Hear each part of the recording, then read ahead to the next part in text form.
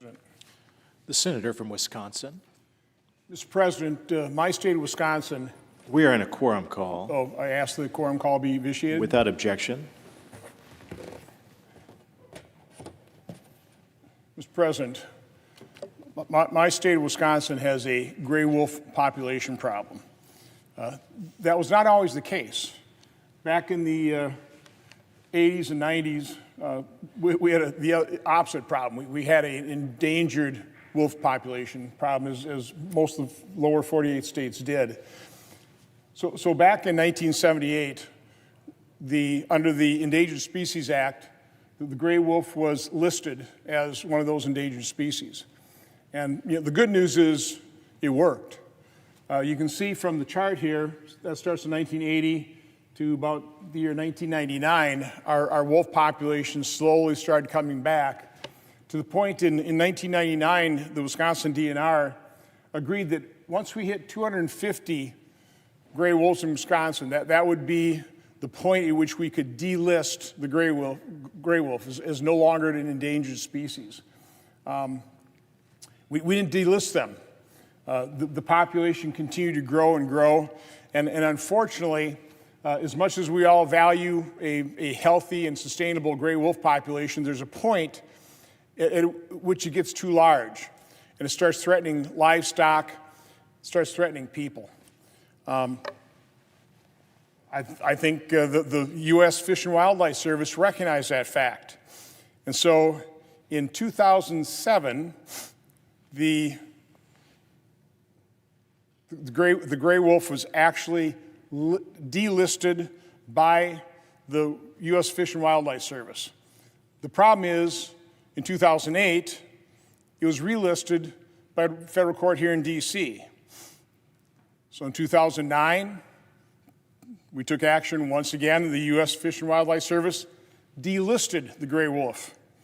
That same year, that same court relisted it. 3 years later, again, looking at the science, looking at the growing population, 2012, U.S. Fish and Wildlife Service delisted it. 3 years later, the same D.C. court delisted it. 2021, or relisted it. 2021, again, now you're starting to see the explosion, quite honestly, in population. Our Wisconsin DNR states that about 1,250 is really the most population of gray wolf that the state can sustain. So we'd already hit that level. So U.S. Fish and Wildlife delisted it again, only to be overturned in 2022 by a federal court decision in California this time, not D.C. Why is this a problem? We get report after report of families, farmers in Wisconsin who are bearing the burden of this back and forth, of the fact that the gray wolf is protected and the populations are really at the maximum level right now. It's threatening livestock. I mean, throughout Wisconsin, wolves are killing cows, horses, goats, sheep, cats, dogs. We have a sheep farm in Wisconsin, multi-generation herd of sheep, all wiped out except for one sheep in one night. In Price County, a dairy farm had to sell his entire herd because the wolves kept killing his cows. Wisconsinites have to carry firearms just to walk their dogs. A Wood County resident was forced to drive their children to school because the bus route changed because wolf tracks were there at the bus stop. So, Mr. President, I'm just asking what makes sense. What the U.S. Fish and Wildlife Service has four times taken the gray wolves off the endangered species list, which again we all agreed was required. We should have all agreed that it was successful. We're way past the delisting baseline established by the Wisconsin DNR. We're at the maximum sustainable limit here. I'm asking consent to pass a bill that would simply delist it so that Wisconsin farmers, Wisconsin families, Wisconsin children can feel safe in their residencies and walking about their properties. So, Mr. President, notwithstanding Rule 22, I ask unanimous consent that the Committee on Environment and Public Works be discharged from further consideration of S. 1306 and the Senate proceed to its immediate consideration. Further, that the bill be considered read a third time and passed, and the motion to reconsider be considered made and laid upon the table. Is there an objection? Mr. President, reserving. Senator from New Jersey. Thank you, Mr. President. Reserving the right to object.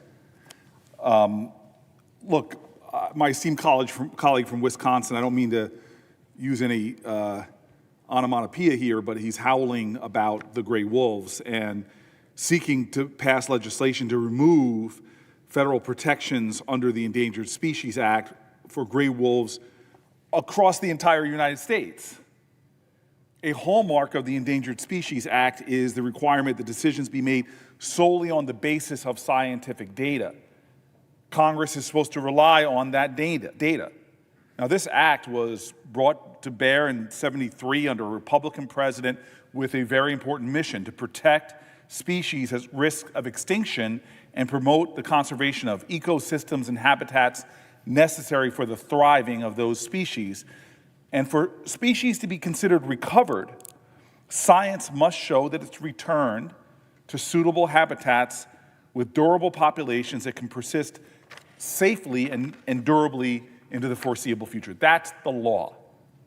Today, wolves have returned to only 10% of their historic range and do not meet the Endangered Species Act requirements for delisting. That's the law. Gray wolves once numbered the millions across North America, from forests and plains to deserts and mountains. But wolves with insatiable, rapacious cruelty were hunted, trapped, poisoned, and other actions to kill and eradicate them near extinction by the mid-20th century in all of the lower 48 states. There's growing sympathy and empathy in the American public for a species that has endured such cruelty and ruthlessness at human hands over the centuries. A species that is the forebearer to the dogs we love and cherish in our lives. An apex predator, gray wolves, we now know play a vital role in keeping the entire natural ecosystem in America healthy. When wolves were brought back to places like Yellowstone National Park, it transformed the park. More birds and beavers and fish returned. There are researchers from Wisconsin, my colleague's home state, that reveal the overwhelming net benefits of healthy wild wolf packs to our landscapes. My colleague cites that there are problems in Wisconsin. There are so many Wisconsinites that speak out, especially the scientists. And some of those scientists are actually economists. Wisconsin economists proved that wolves are protecting human safety. One of the big reasons why they're protecting human safety, and they enumerated this, is by reducing vehicle collisions with the deer population, with deer.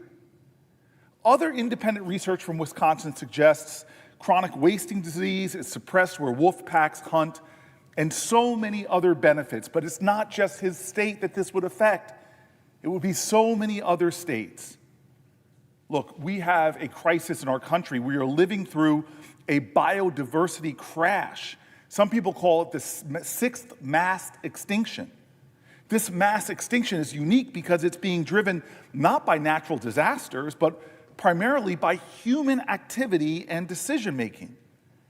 Current extinction rates are estimated to be hundreds to thousands of times higher than the normal background rate. We need to do better for what wildlife remains in our nation, including the gray wolf. We need to stand up for the role of science in influencing our decisions, for expertise, influencing the outcomes, and not harmful legislation like this. And that's why I will not allow it to move forward, Mr. President. I object. Objection is heard. Mr. President, Senator from Wisconsin. I would only, again, point out, and the Wisconsin DNR is not exactly an organization that is not willing to protect wildlife. It certainly is. it set the delisting baseline at 250. We're 5 times that level. And from my standpoint, whether this legislation would affect other states, this ought to be looked at state by state and allow states to decide that. Wisconsin would certainly like this delisted, and it's just regrettable that my unanimous consent request was objected to. But with that, Mr. President, I yield the floor.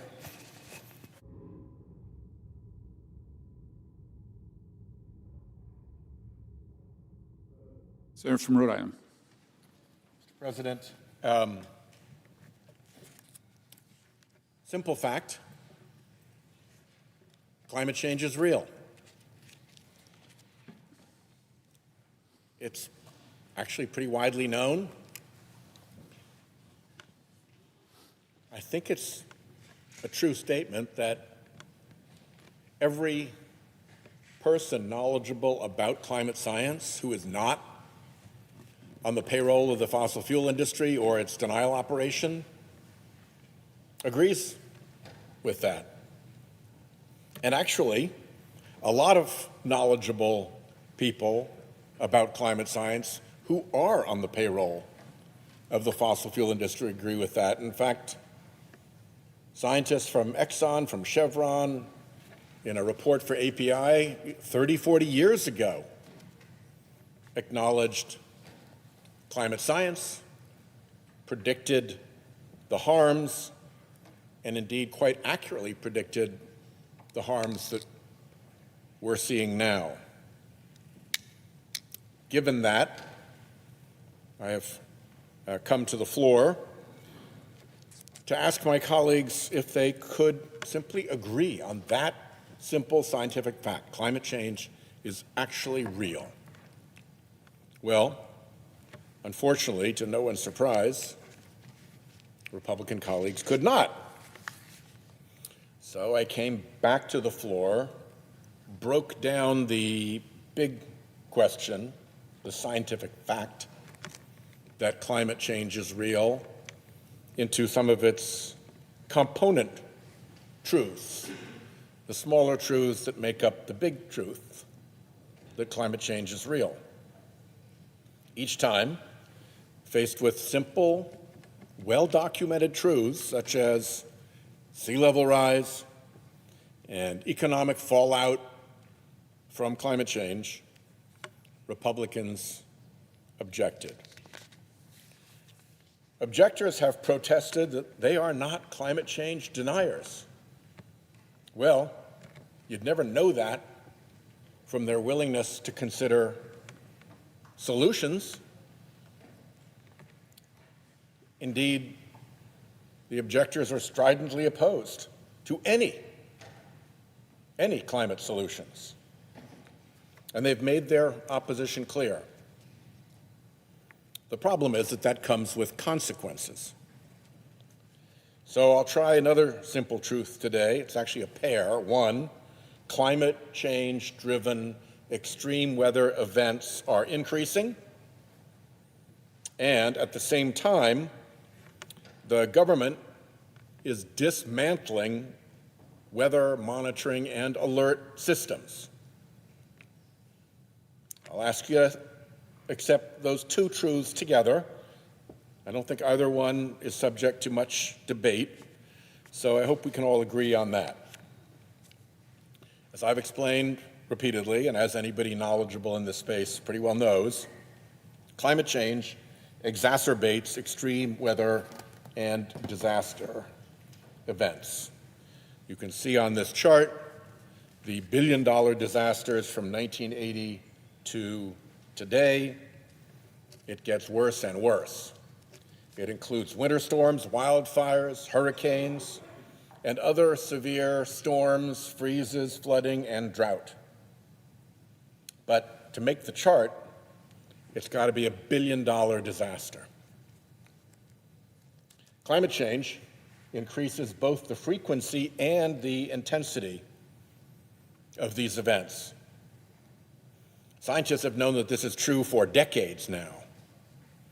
And it's actually developed to the point where the national academies could release a report just this month making clear that the attribution science linking extreme weather to climate change to emissions is advancing. It's now quite well established. So what do we know? We know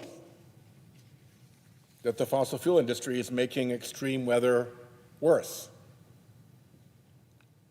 Now, we have an even better sense of how much worse, how it is attributable to those companies.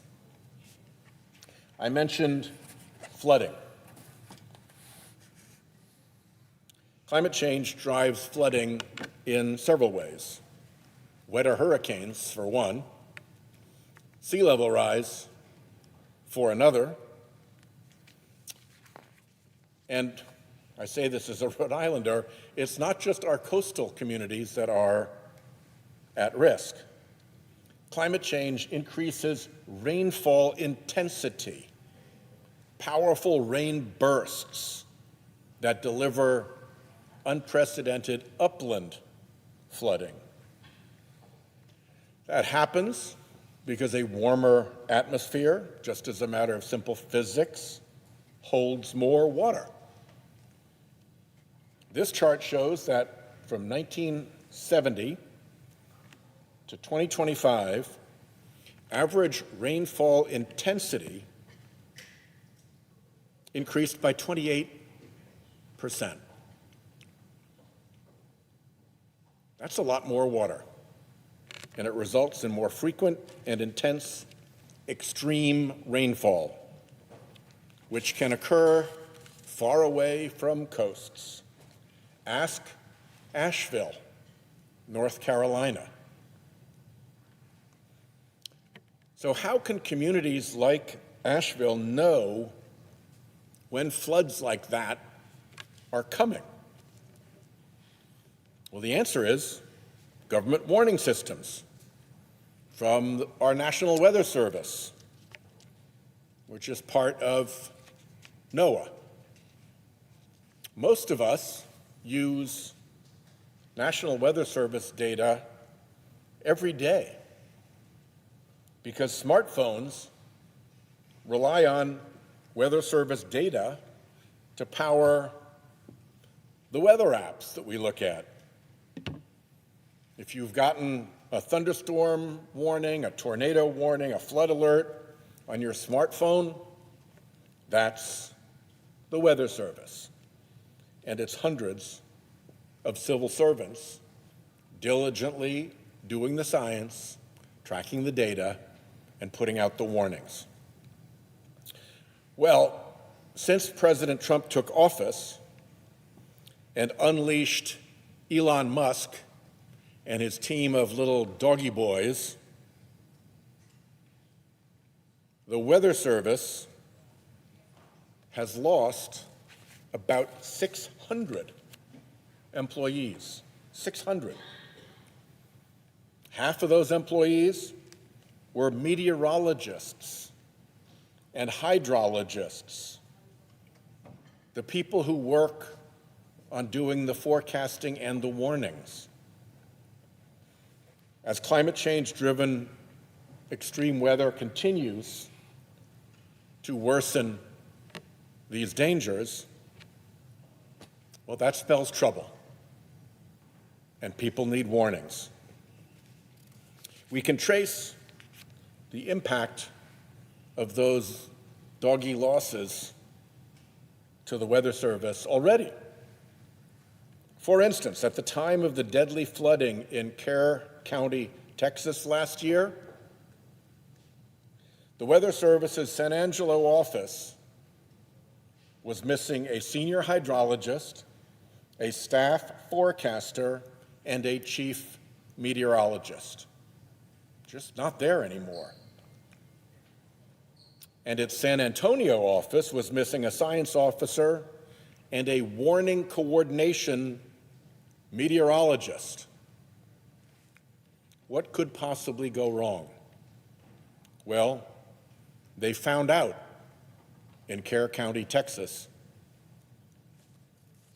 In April of this year, East central Kansas got a Weather Service tornado warning out with just minutes to spare. Weather forecasters can usually issue tornado warnings hours in advance and then update. They can do those early warnings because when the government is properly staffed and hasn't had Elon Musk's little minions wrecking it, it can release daily weather balloons in the pre-dawn hours to build the data set of what is going on. Well, due to staffing cuts, several Weather Service offices now don't have the people to do the pre-dawn launches.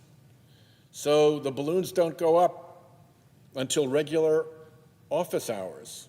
And by then, when those balloons went up on April 13th, the storms were already on the move. This time, Kansans were warned to seek shelter just in the nick of time. But that is not an acceptable gamble for the United States government. You know, it's pretty basic government stuff to fund and maintain weather monitoring and alert systems, including adequate staff at the weather agencies. If we can't do that,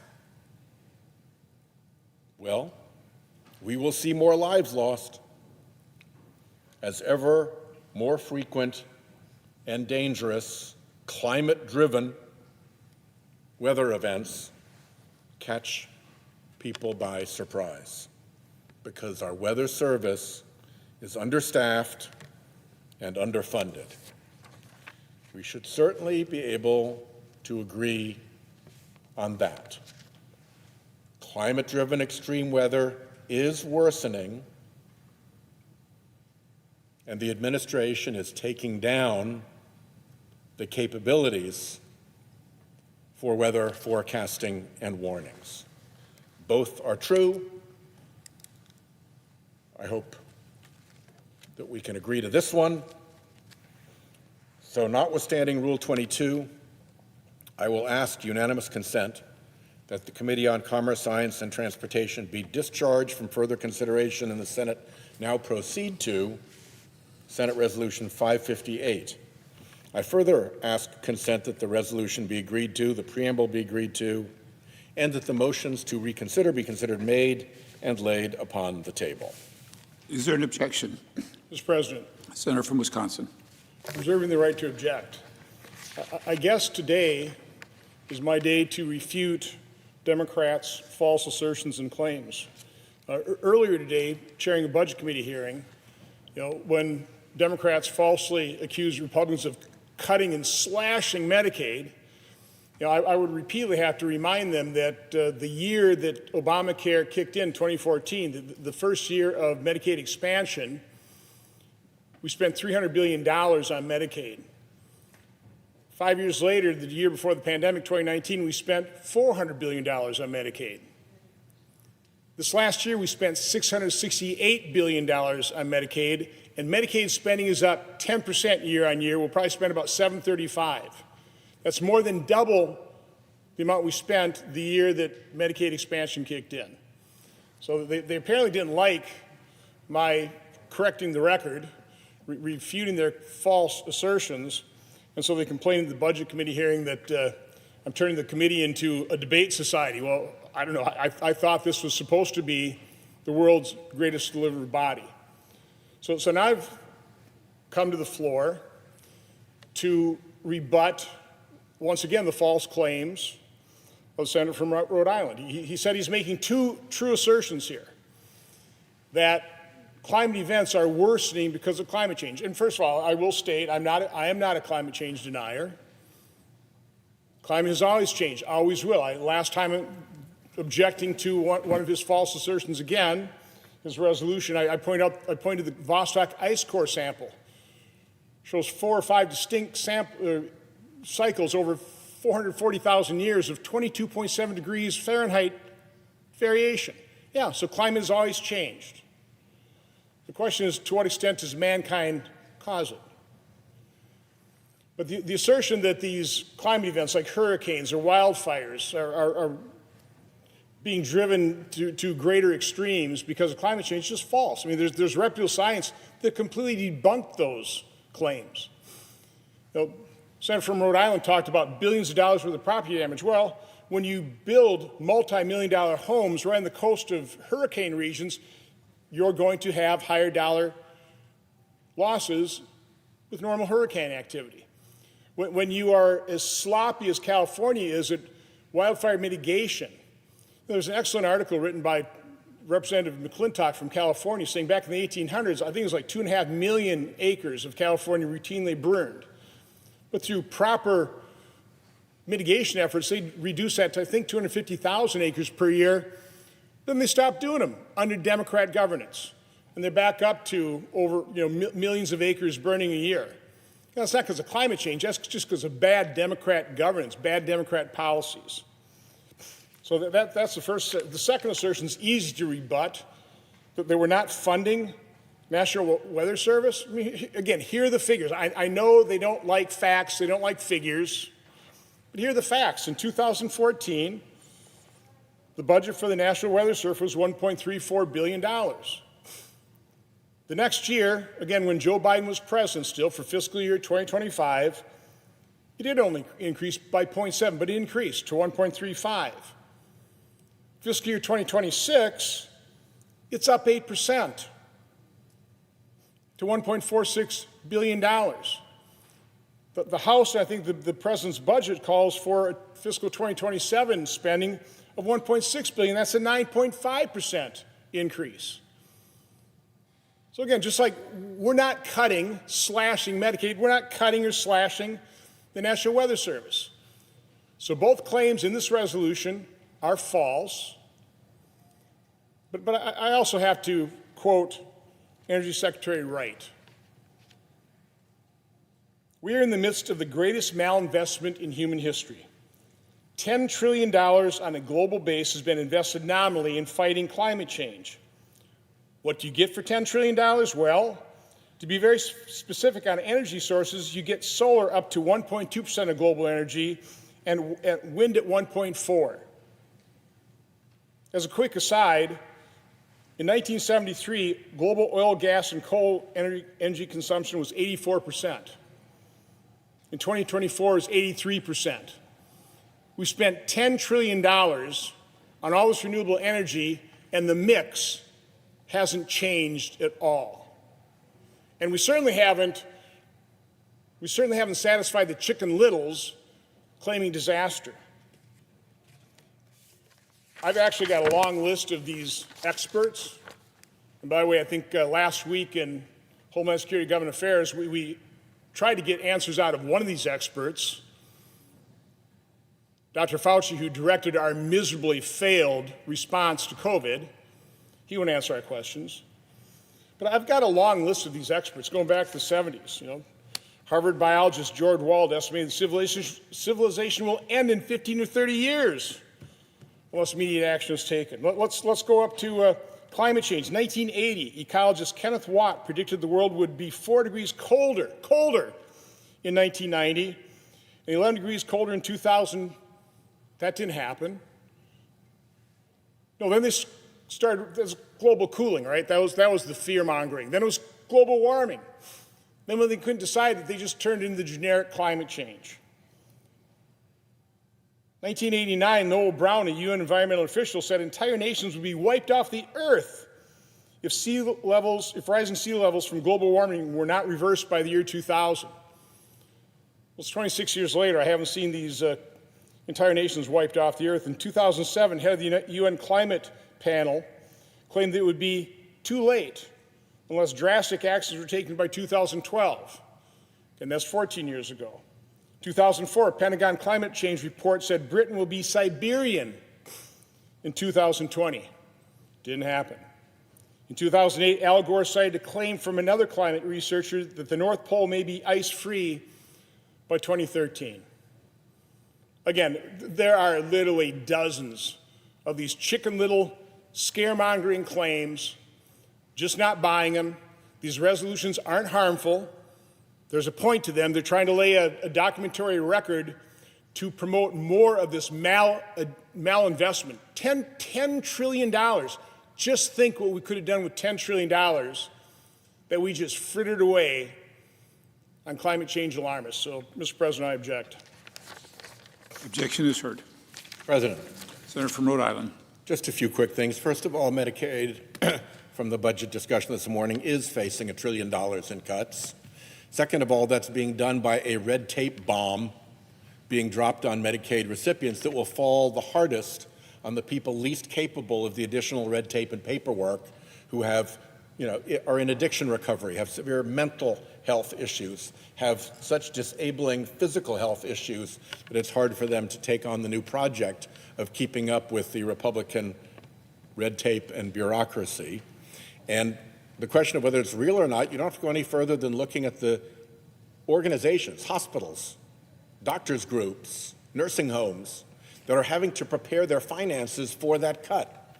They're not preparing their finances for level Medicaid funding. They're preparing their finances for massive cuts. So that's just the truth of the matter. With respect to the Weather Service, 600 employees are gone. They were driven out by Elon Musk and his little minions. And there are vacancies in meteorological, hydrological, and weather forecasting positions as a result. That's just another fact.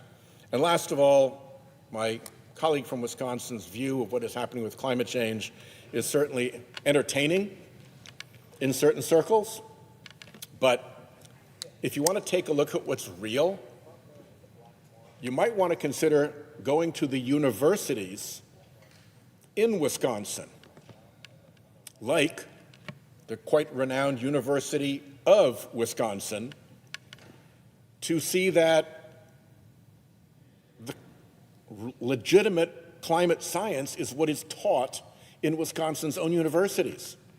Not the entertaining version that we just heard here on the Senate floor, but the real stuff, taught by the people who really know, to students who want to know what the truth is. That's the choice Wisconsin made in its universities. They teach the real stuff. And there's no way you can reconcile the real stuff with the entertaining version of climate that we just heard from the distinguished senator from Wisconsin. I yield the floor.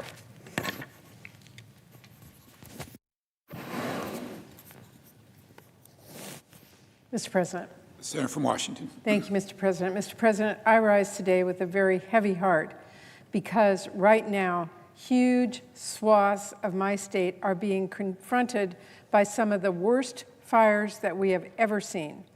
This weekend, 3 fast-moving wildfires exploded across Spokane County.